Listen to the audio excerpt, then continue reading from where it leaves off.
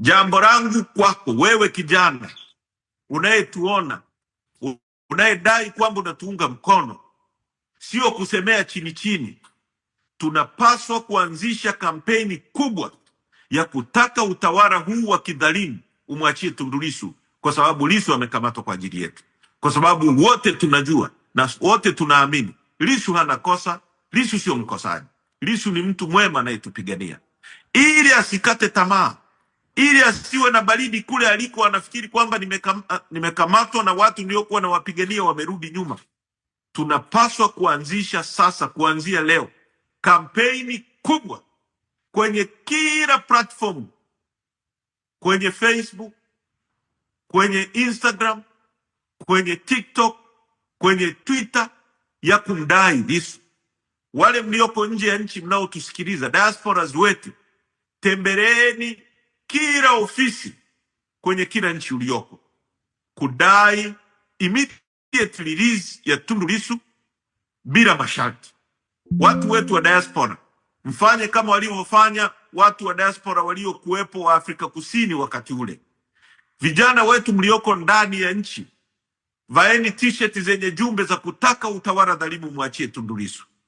Tuandike vipeperushi visambae kwenye masoko,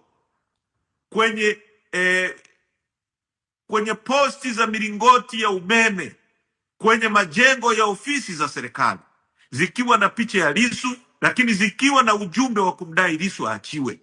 Sasa tunataka tuanze kampeni kubwa ya kuwaunganisha Watanzania, na hatua nyingine ya pili tutakayoenda, kama hawatatusikiliza, hatutaendelea kukaa kimya na kunyamaza na kulia. Tutaitisha maandamano makubwa kwa nchi nzima ya kutaka sasa utawala dhalimu usikie na umwachie Tundu Lissu. Mwaka mzima umepita, hatuwezi tena kuendelea kukaa kimya, kuwataka wao kwa huruma yao waone mpaka lini watakapoamua kwa furaha yao kumwachia Lissu. Tutakwenda hatua ya pili, na sisi chama tunataka kwa kuanza hiyo kampeni ya kwenye platform zote iwe kubwa ya kutosha, ili kuwapa awareness wa Tanzania.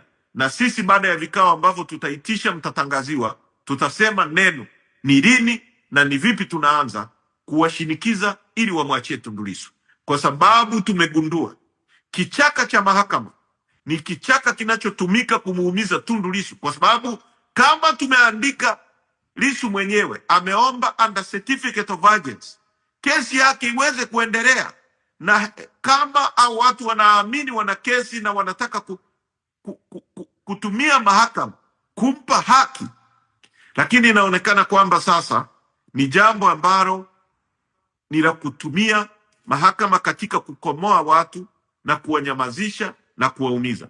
Hatuwezi kuendelea kuumia milele huku tukiwa tumefunga midomo. Lazima tushiriki na wenzetu wote kwa dunia nzima wanaotuunga mkono na wanaotaka kupigania haki, ili kuunganisha nguvu yetu kwa pamoja kudai Lissu aachiliwe bila masharti, arudi mtaani kufanya kazi yake. Na mimi kwa niaba ya chama chetu nataka niwahakikishie Watanzania, hatutapiga magoti, hatutageuka nyuma, hatutakubali kuramba viatu vya wadhalimu. Tunataka haki itendeke na haki ionekane kutendeka. Pamoja na kupitia magumu yote haya, amekataa kuwapigia magoti hao wadhalimu ambao mimi mwenyewe na yeye na viongozi wengine wa chama walitutafuta, pia wametafuta familia yake, wakijaribu kuweka masharti ambayo sisi tumeyakataa. Mojawapo ya masharti hayo ni kwamba Lissu akubali kuachiliwa, lakini aache kufanya siasa ndani ya nchi, aache kuwatetea Watanzania, aondoke akakae nje ya nchi. Lissu amekataa. Wametupa masharti ambayo